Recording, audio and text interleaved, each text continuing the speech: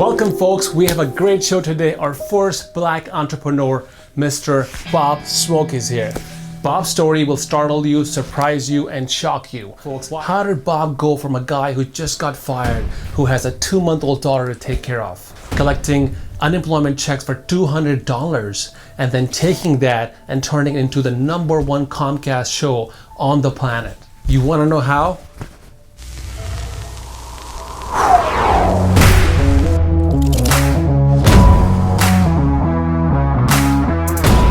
Folks, welcome to MakeItRain.net. We have our special guest here, Bob.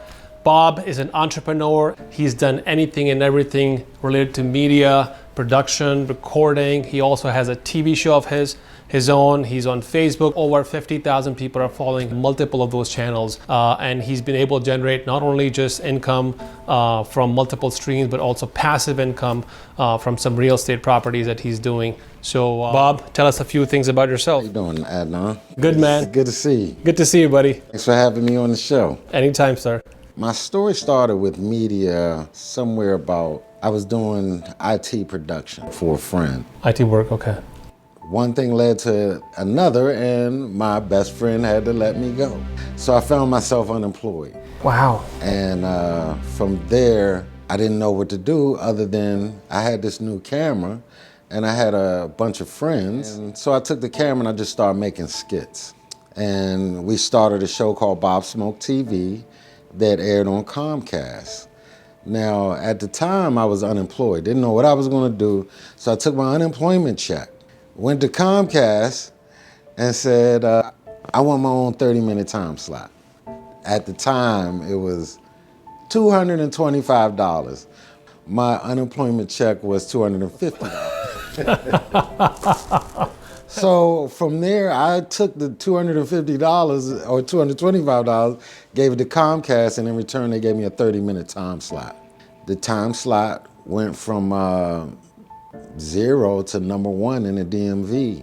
From there, some of the club promoters started seeing what I was doing. And they started inviting me to the club because they would have celebrity guests from different places. That's when I started meeting a lot of celebrities. Yeah. And from there, I would meet people from the record companies. And now the record companies started bringing in artists to me as well. And then a company in the Mid-Atlantic region liked what I was doing and asked me to become the director of video production for their company. They took me national. So I would be a week in Philadelphia, a week in Boston, or maybe a week down in Florida or San Francisco. And I was jumping on planes like cabs. Yeah. So you sacrifice your time and travel. Right. Because it's not easy to be on the plane all night long. You don't have your routine, you don't have your place, you don't have your bed. So Bob, like, it seems like you were laid off and you're collecting these, unemployment checks.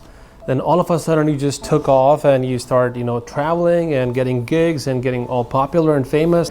Did you doubt yourself in that phase that, oh my God, I'm not gonna make it? How am I gonna pay my bills? Well, looking back, I actually had a daughter who was 2 weeks old and I found myself unemployed. That was very scary. And I had to make it happen. Prior to all of this, I was a rapper. This guy's multi-talented, folks, I'm telling you. I did a song for a group called Rough Ends, and they had a song called No More Shopping Spree. After that, I was feeling kind of empty, like, well, I can't rap forever, and my father gave me a camera. And so my mother said, why don't you just start your own television show? I never thought about that. And so while I was sitting around the barbershop, I ran into some buddies and I was like, you guys are perfect. If I just put our conversations on TV. It's fun. Right. Yeah. So I got the time slot with ComCast. I put my friends and I on television and it took off. Now, how did you approach ComCast? Because it's kind of scary thought for someone unemployed. You don't have the feelings of rejection. I'm gonna get rejected. They won't like me, especially being, a black man. Well, I just opened up my mouth and asked.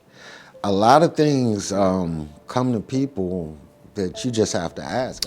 So my next question that I ask every guest is that what keeps you motivated now that you've achieved a level of success, independence, passive income? Well, in my case, I never feel satisfied. It's like a production. You do your production, and it's like, great, that's great. But I should have did it this way. Now, on the entrepreneur side, I say the biggest thing is time management. My studio is actually beneath my bedroom. So Very convenient. Right, you gotta get up and go down to the studio. So a lot of people also ask the question, like, how do I know that what I'm working at right now is not for me? Because a lot of people feel boxed in. So how do you know, like, it's not really where I want to be? You know? I'd say keep the job and fund my dream. And because I was charging everybody $250. You know, I'm doing week-long productions, $250. Right. A buddy of mine was like, you can't do that. Like, this has to be all you do. So you need to price it out as if this is all you do. The other question is, like, if you were to name the top 3 things, lessons learned for you, what would they be? Definitely value relationships. The people that you meet on the way up are the same people you meet on the way down. So they can either give you a push up and hold you up, or they can drag you down. I can vouch for Bob because I know that I text him sometimes with stupid questions about lighting or camera, because obviously he knows his stuff better than me. And he's always, you know, responsive, and I'm surprised sometimes because he's a busy guy. Anything else you want to mention, lesson learned? Definitely time management, and an opportunity is not going to come knocking on your door. You got to get out there and meet it. Anything in your network can be an opportunity. The more people you talk to, the more you learn. And you have to go through a lot of no's to get to the yeses. One thing I picked up from Bob in talking to him that I didn't know is that it's like he's persistent. It's too expensive, but he keeps going, right? I mean, so he doesn't stop. He doesn't let all these things that you guys are seeing are just small roadblocks. They will go away if you stick with it. Problem is people don't want to stick with something for long enough for it to see the fruit of the labor, right? You have to invest in yourself. That's another one. There were times, for example, where I may have had $500 to my name, but I needed a MacBook.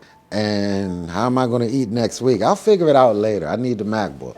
And it's almost the same now. You have to invest in equipment to get to the next level, and you have to learn it as well. And a lot of place to learn right now, it's so easy because you can go on YouTube, and it's somebody who's made a video that if you just watch that video, they're telling you step by step. So if you're wasting your time with a PlayStation instead of looking at YouTube, my 4 favorite sites that you can learn anyway. You can give yourself your own degree.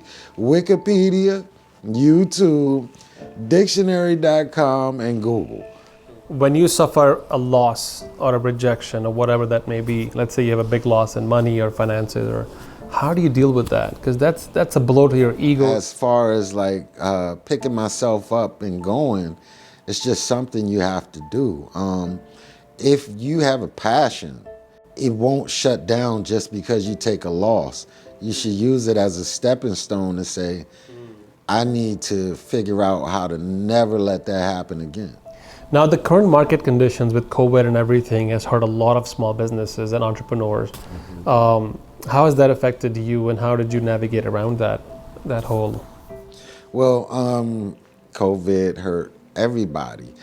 How I actually weathered through it was when I built my house, I built a mother-in-law suite inside of my house.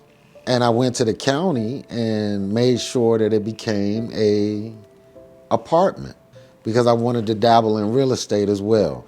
While I was doing video production, it's like this real estate is looking really good too. So why not try it at my own place? And I've been renting it out to tenants.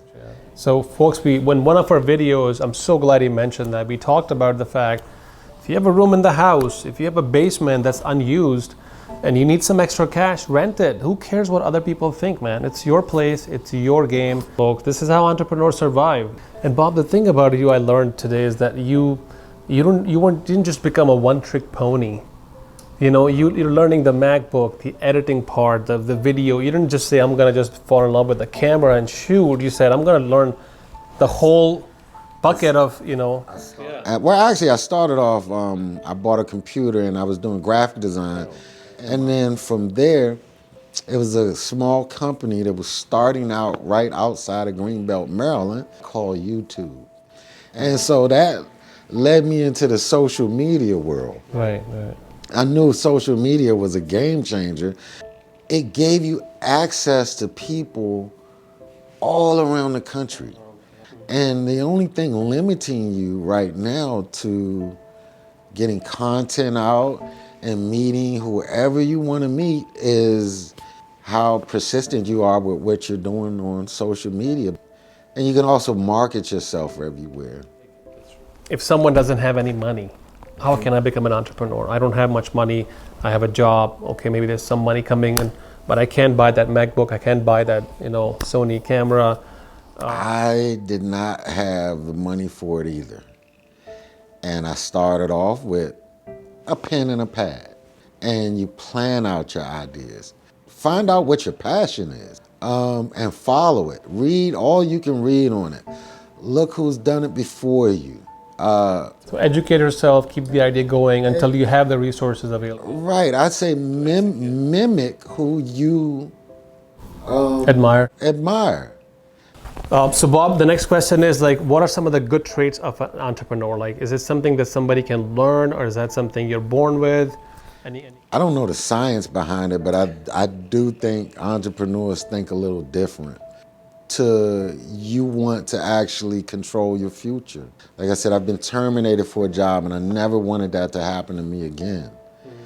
And so I strive to find out how I can make a different means of income along with my job. And then when I had the release that I was talking about with the music, I learned residual income. Right. Residual income is when you do something one time and you get paid for it over and over and over again, as well as real estate. Right. Passive income too. Passive income, right. So these things that obviously Bob is mentioning, these are golden nuggets, guys. I would write them down because I've been telling you guys, passive income, residual income, these are not just fancy words. These are actually strategies that people deploy in their business planning and their survival, that he as an entrepreneur has been doing it for years.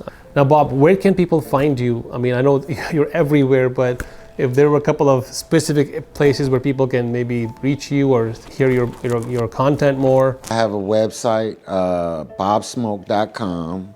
Bobsmoke.com, guys. And what's your handle on Instagram? It's Bob Smoke. Bob Smoke on Instagram or bobsmoke.com on the internet, guys. Thank you again, Bob. Coming over, man. Pleasure having you. Thank you so much for watching the video. Please like and subscribe and click notifications. But someday I want to grow this family to a point where we all learn from each other. We all can be successful. There's enough air for all of us to breathe, folks. So again, follow us on Instagram, follow us on Facebook, on LinkedIn. My hashtag is down below, Council Capital. And I'm here to show you it's not that hard. If I can help in any way, hit me up on Instagram, okay? Thank you, folks. Have a great day. Bye.